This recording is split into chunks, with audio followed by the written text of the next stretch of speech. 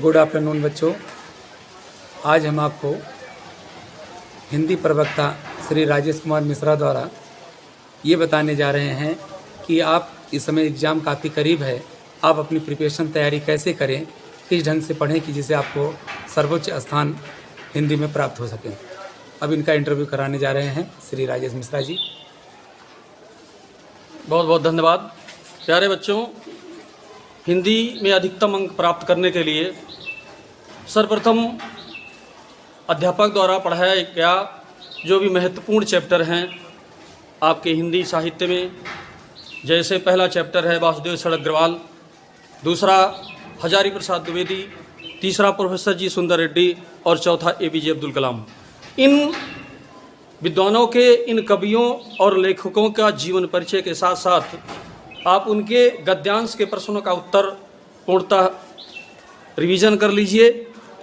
आप पद्यांश में आएंगे तो पद्यांश में आपको अयोध्या प्रसाद उपाध्याय, इसके बाद मैथिली षडगुप्त, महादेवी वर्मा और सुमित्रानंद पंत, ये ऐसे कवि हैं जिनको बोर्ड परीक्षा में अक्सर जब से बोर्ड परीक्षा हुई है तब से लगातार आ रहे हैं। तो इन पद्यांश का व्याख्या और उनके प्रश्नों का उत्तर जरूर रिपीट कर लीजिए। संस्कृत में आपका भारतीय संस्कृति है, दूसरे नंबर पर महामना मालवीय है, सुभाषित रत्नानी है। अन्य जितने और भी चैप्टर हैं, अध्याय हैं, उन्हें ना पढ़ करके इन 3 चैप्टर का ही अध्ययन अगर आप कर लेंगे तो बोर्ड परीक्षा में आपको 100% नंबर मिलेगा। आपकी का समय जहाँ बेकार जाता है वहाँ जाता है आपको कहानी लिखने में, आपको निबंध लिखने में, आपको पत्र लिखने में। इन सब प्रश्न पत्रों में अपना समय अधिक नहीं लगाएंगे। अधिकतम आप 80 शब्द लिख सकते हैं। आप जीवन परिचय लिखते हैं तो कम से कम 1 पृष्ठ से अधिक नहीं होना चाहिए, क्योंकि 80 शब्द आप बोर्ड परीक्षा की कॉपी में 1 पृष्ठ पर्याप्त मात्रा में है।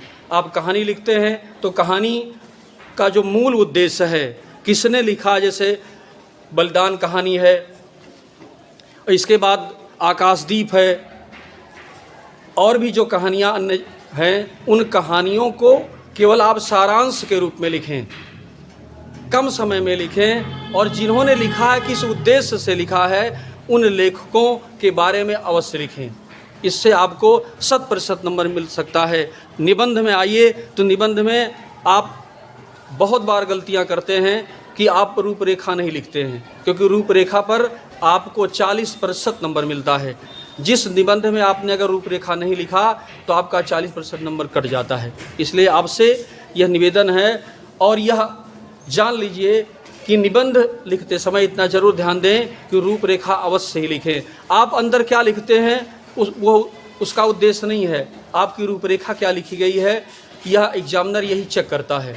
इसलिए आप 100% नंबर प्राप्त करने के लिए, 90% से ऊपर नंबर प्राप्त करने के लिए इन महत्वपूर्ण चैप्टरों को अवश्य देखें। जहाँ कोई कमियाँ उसे फिर से दोहराएं और अध्ययन करें।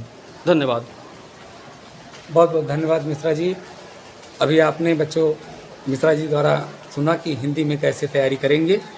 तो तब तक के लिए बेटा बेस्ट ऑफ लक। आप अगले वीडियो में मिलते हैं अंग्रेजी प्रवक्ता के साथ। धन्यवाद।